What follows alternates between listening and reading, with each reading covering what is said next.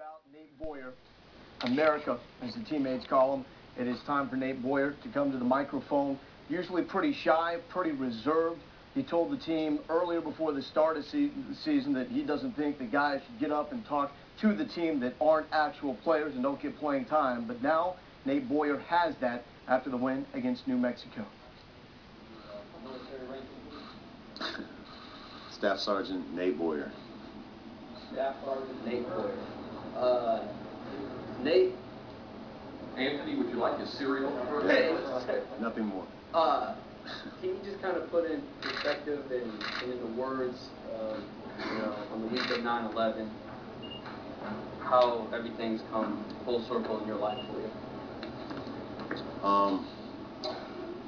9/11 is kind of a, it's bittersweet day, actually, I mean, so many good things, have come out of that, and, on such a tragic day, but some of my memories about it are, the night after that. I was living in California at the time, and I was in Southern California, in Los Angeles, and a lot of times you don't necessarily think that is a very patriotic place, but I remember just hordes of people, marching down the streets, wearing red, white, and blue, and, just everybody coming together, that was just a real special thing to see and an experience. And so now, I guess it's 11 years later now, and it still seems like it was 3 years later to me, but that day changed my life, as it did so many other people,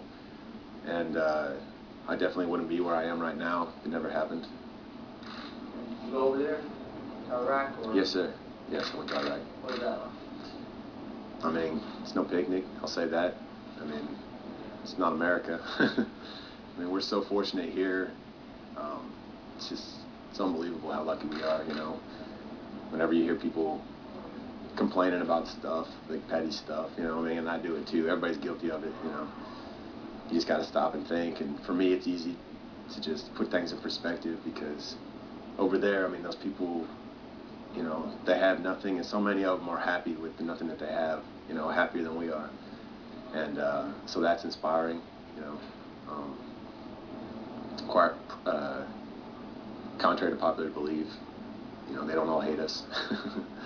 So I don't know. I learned a lot from those people too. They definitely, inspire you in a different way, because it's a completely different culture, and they live a different way, and a lot of them are very proud of where they come from and what they're all about. And yeah, like I said earlier, to be so content with without stuff is something that a lot of us in America don't really understand. Was 9/11, was it did you know right away you wanted to go into the service and serve, or did it take some time before you reached that decision? When I was in high school, I wanted to join the military, and it was something I looked at, and I ended up not doing it at the time. And then after 9/11, it definitely ignited that, sparked it again. And I didn't go in right away. I kind of waited. I did some other things. I actually went over, did some relief work in Africa, in the Darfur region, for a while. And it was kind of after coming back from that I just realized that I wanted to keep doing those things. And being a part of the Special Forces, you kind of, it's not just learn how to shoot and be a warrior necessarily.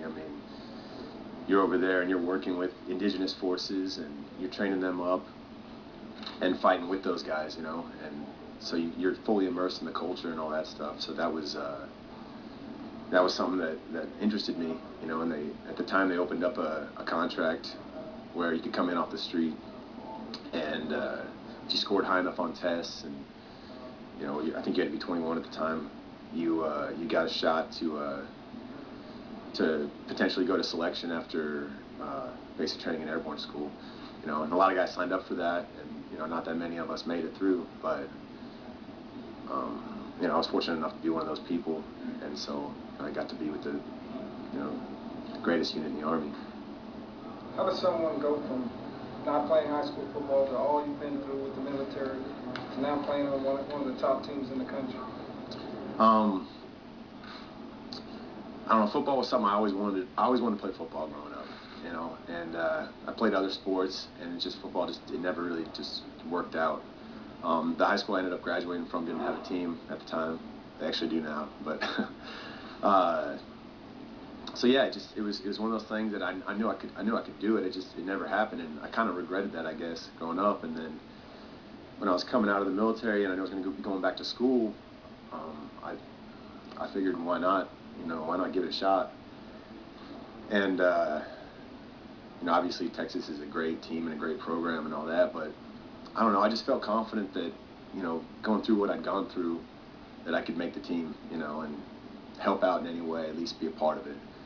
And so yeah, I just, you know, got with. I was in Colorado Springs when I was coming out of the military, and I worked out at a Human Performance Center there by the NCAA. It's called, or excuse me, NSCA, National Strength and Conditioning Association. So some of the coaches there had, you know, football backgrounds and whatnot, and so they helped me out, you know, with footwork and whatnot. And, you know, then I came down and, you know, I knew I was in good enough shape to do it, so I tried out and made it. You call Coach Brown, he's like, what? Who are you? No, I definitely didn't call Coach Brown. Yeah, I came down here and actually met Coach Jeff Madden, or Mad Dog as you guys know,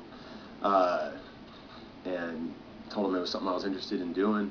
You know, he said, all right, just, you know, make sure you're in shape and be ready. And, you know, they definitely they put you through a pretty strenuous tryout.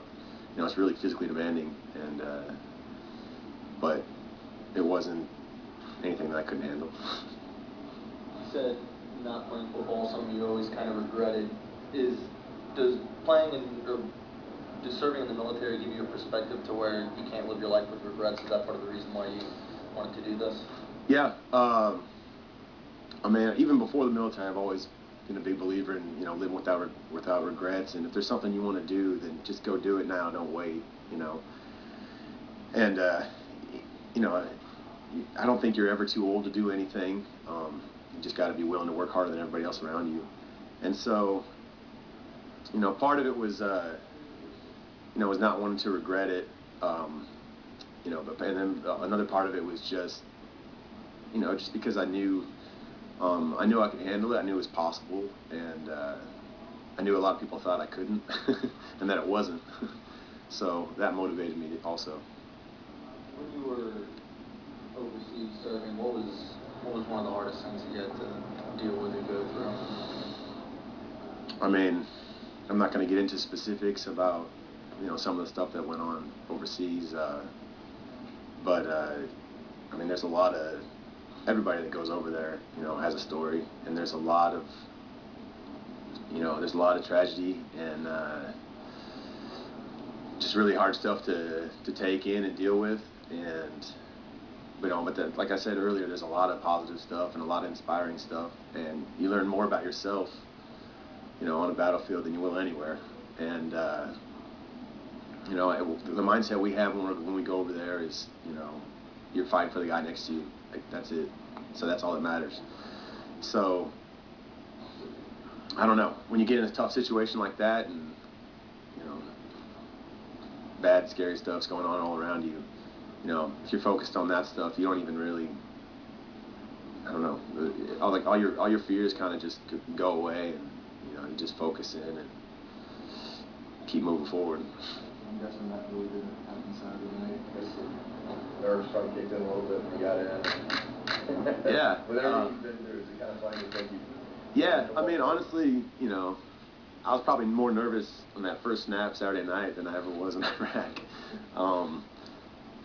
You know, I had a lot of people relying on me out there too, you know, and I wanted to do well, and, you know, my first snap was my worst snap. You know, but it all went up from there, and but yeah, it's definitely a different kind of nerves. But you know, I think if you're not nervous, you're not a little bit scared in whatever you're doing, then you probably shouldn't be doing that. You probably should do something a little tougher and, you know, challenge yourself a little bit. You know, whenever I feel too comfortable in life, I just get bored. So, you know, having nerves is a good thing. You know.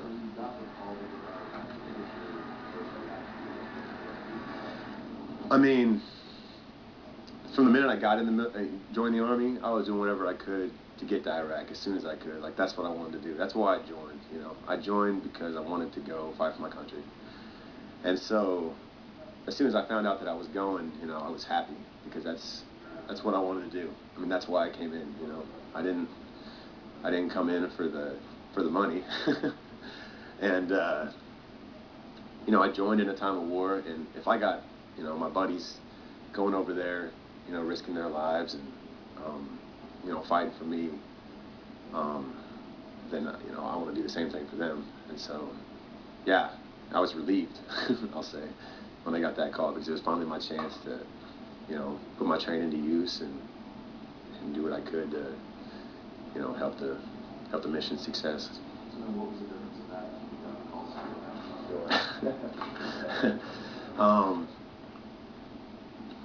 I guess the difference is, not the difference, I mean, it's a big difference.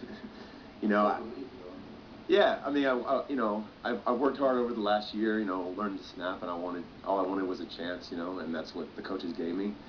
You know, and I can't thank, you know, Coach Brown and Coach Searles and Coach Applewhite for, I can't thank them enough for just giving me a shot, you know. I mean, I kind of step out of my shoes sometimes and, like, put myself in theirs, and you know, because I'm always like, you know, wondering when you're not getting, you know, when you're not getting a shot you think you deserve, you know, you're always wondering why. But then you got to put yourself on their side and be like, look, I mean, I'm 31, you know, I just started snapping last year. I never played football before. Like, if I was the coach, I don't know if I put that guy in either. But I mean, they're obviously taking a chance with me, just like I think I've taken a lot of chances in my life, you know. And I know I got a good work ethic, and you know, they know that that I've done what I can over the last, you know, year to learn that position, and you know, I'm getting better at it every day. I'm still working, but. 3 more for me. How did that come about when you made the team, and then was it a matter of finding a way that you might be able to then get on the field? Or? Yeah, yeah. Last year, both the long snappers were seniors, so you know, I knew they were going to be graduating, and I mean, I knew we had other people coming in to compete for the position too. But you know, coaches always say they're looking for we're looking for depth at every position, you know. So it's just, I thought it was the best way that I could, you know, be a part of the team and really help out, you know, on the field, not just with my leadership, you know. I mean, that's obviously important to all the work I did on scout teams the last couple of years too.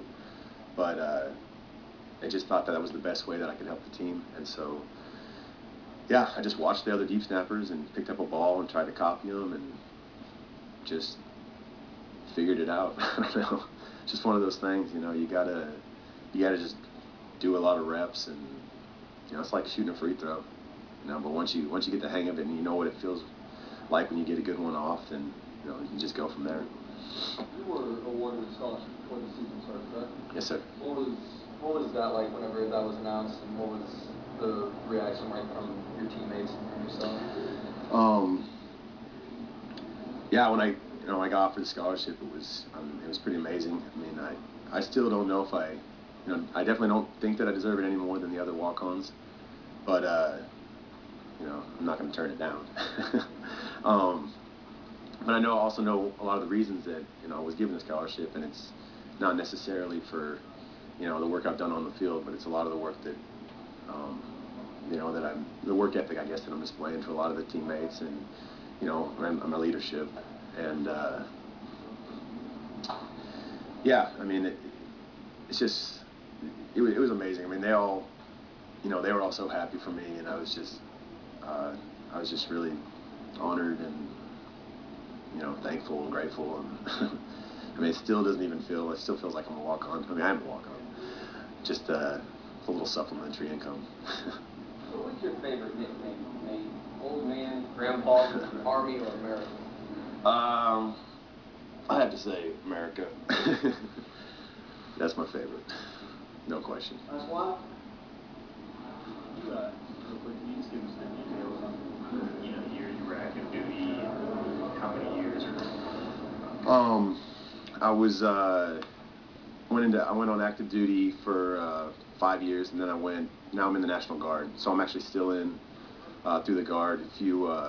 There's some special forces units in the Guard where, for me, I'll deploy in the summertime for a little bit and go overseas and do some work, and then I'll come back before school starts.